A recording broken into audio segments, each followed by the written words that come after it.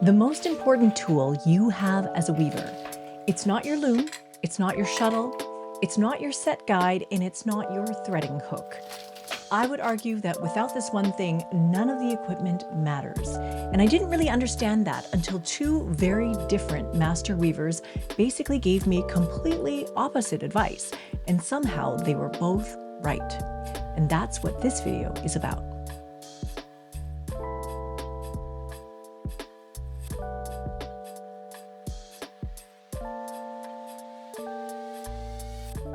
When you start weaving, like really start, past winding the warp and making the first sampler, it's a little bit like being dropped in a forest with many trailheads. You look around and there are signs everywhere. Twill, overshot, summer and winter, networked drafting, M's and O's, collapse weave, double weave, croak brag. Every direction has something extraordinary and amazing. Every direction could be a lifetime of learning. And so I remember standing at that edge, not knowing which trail to take, feeling a little bit like I need to know all of them before I could call myself a real weaver. Now, that feeling, I've since discovered, is almost universal, and it's also a trap. This idea that we have to master every weave structure to be a legitimate weaver, that pressure is completely self-imposed. And these two conversations that I had changed how I think about all of that. So the first conversation I had was with Angie Parker. Angie is a weaver who has spent her entire career, and I mean her entire career, exploring one weave structure. That structure is croak brag. She's even written a book on it. She's taught it, and she's still discovering new things in it. The first time I heard about that, my honest reaction was, how do you manage to focus on just one thing when there are so many things to try? One structure for your whole career. But when you hear Angie talk about croak brag, you can read about it in her book, the way that she describes the color interactions, the way that she describes what she's still discovering, there's nothing boring or repetitive about any of this. There's a depth of knowledge there that I find genuinely awe-inspiring. I feel like she knows this structure the way sort of like a musician knows their chord changes, and they can just improvise. They can see things that we can't see. This is not a limitation. This is infinite exploration, infinite creativity. And her work reflects that depth. You can see it in the cloth. There's this kind of specificity, there's a mastery that doesn't come from sampling a million different kinds of weave structures. It comes from returning to one thing over and over again with fresh curiosity every single time. She's able to go deeper and deeper into more exploration with each project and with each iteration. Now, the lesson from Angie isn't pick one weave structure and never deviate. The lesson is that depth of exploration is its own form of creativity, and going down deep is just as valid as going wide. Now, the second conversation I had was with Daryl Lancaster. Daryl is what I would describe as the ultimate explorer. She writes for Handwoven Magazine. She has a retrospective of her work on YouTube, which is amazing. You should watch that for sure. And if you want to understand what breadth looks like as a weaving philosophy, I encourage you to go check that out. Now, Daryl weaves everything, different weave structures, different fibers, different scales. She dyes her own yarn. She repurposes textiles. She weaves things, cuts them up, and then reforms them again. She approaches each project like an expedition into new territory. And the moment that she feels like she's got a handle on something, that curiosity moves somewhere new. Now, is that scattered? No. I think it's just how some minds, some creative minds work. And the connections that Daryl makes between the different weave structures, the way that she can see how one technique informs another, that comes directly from working in that breadth. You can't make those connections if you've only ever lived in one neighborhood. So, which one are you? Are you an Angie? Or are you a Daryl? And before you answer, there's no right answer. I want you to genuinely sit with that question for a second, because the answer changes what following your curiosity actually looks like in practice. So, for most of my weaving life, I thought I was supposed to be a Daryl. Breadth felt more serious, more rigorous.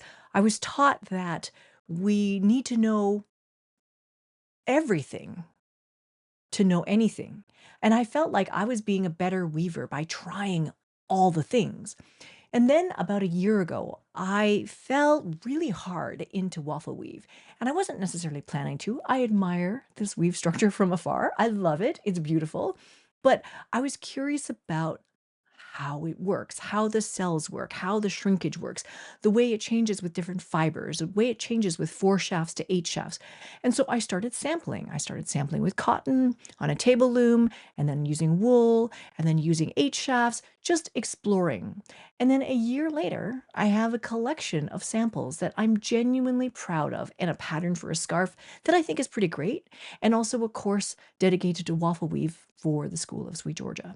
So that year of waffle weave taught me something that Angie probably knew all along, the idea that depth is generative.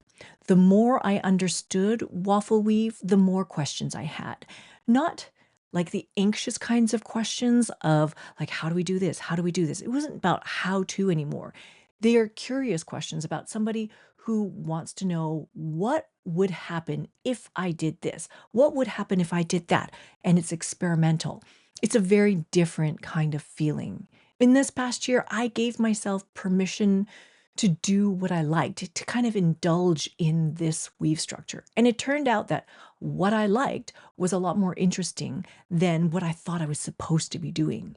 Now I have more questions and more experiments I want to try. I want to see what happens with different yarns and different colors. What happens if I do XYZ?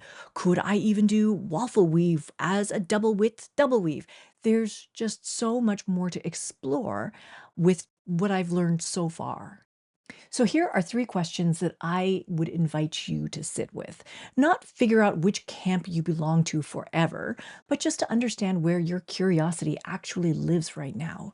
The first question is, what weave structure or technique have you come back to more than once?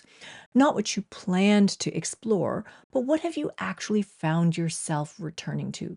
That return is information. For me, I love plain weave. I love twill. I love weaving with hand dyed yarn. I love weaving with hand dyed warp specifically. And so I find myself coming back to that idea over and over again. Second question is, when you finish a piece, what do you wish that you had done differently? If the answer is sort of consistently around structure, like I wish that I understood the set better, I wish I could experiment with maybe 12 ends per inch instead of 15 ends per inch. Maybe I try like changing the threading a little bit and see what happens that way. Those are all signals towards depth and exploring deeper into one area. But if it's about sort of exploring color, and maybe I want to try adding blocks, or maybe I'm going to add this part to the design, or maybe I'm going to change yarns altogether, or maybe I want to change scale. Those all might be sort of signals that you want to explore more breadth. And the third question is, what are you curious about right now? Not what you should be learning, not what you see other weavers on Instagram doing, but what are you curious about? If someone gave you a free afternoon at your loom tomorrow, what would you choose to explore? That answer, the honest one, the one that you give before you edit yourself to make it sound really impressive, that's your trailhead. So here's the thing about trailheads: you don't have to take every one. You just have to take the one that looks the most attractive and most appealing and is calling to you right now. Curiosity is the most important tool you have as a weaver. Not your loom, not your shuttle, not even your yarn, but we can talk about that. But curiosity is what makes a weaver keep going when the project isn't working. It's what makes you cut off the sample, take a look, rejig it, try it again. It's what makes you take a structure that you've woven before and change just one variable just to see. It's curiosity. What Angie Parker taught me, without meaning to, is that curiosity doesn't run out. You can apply it to one thing for an entire career and never exhaust it. And then what Daryl Lancaster taught me is that curiosity doesn't have borders. It can take you anywhere. It's limitless. It can go as far as you can imagine. And that's not a problem. That's the method. That's how it works. So wherever you are in your weaving journey, whether you're at the beginning, whether you are standing at the trailhead of 5 different weave structures to choose from, and you're getting overwhelmed, whether you have been weaving for years and you're wondering if you made the right choice about what to explore, the question isn't, have I learned enough? Am I a good enough weaver? The question is, am I still curious? And if the answer is yes, you're doing it right. Now, if waffle weave happens to be one of the things that you are curious about, I do have a course on it at the School of Sweet Georgia. I will link it down below. It came directly out of this year of deep exploration. So I show my whole thought process as I worked through the sample weaving, as I worked through the different sets, the different yarns. I put a lot of detail into the course on how I worked through the different challenges and how waffle weave really surprised me. I would love to see what you create when you discover waffle weave too. And I would love to know, are you an Angie or are you a Daryl? Depth or breadth or something in between? Please tell me in the comments. I do read every one. And if you want to meet Angie or Daryl in more depth, we do have our podcast, the Sweet Georgia Show podcast, where you can hear our entire full conversations with both Angie Parker and Daryl Lancaster. Thank you so much for being here today, and please subscribe for new videos almost every week, and I will see you in the next one. All right, bye for now.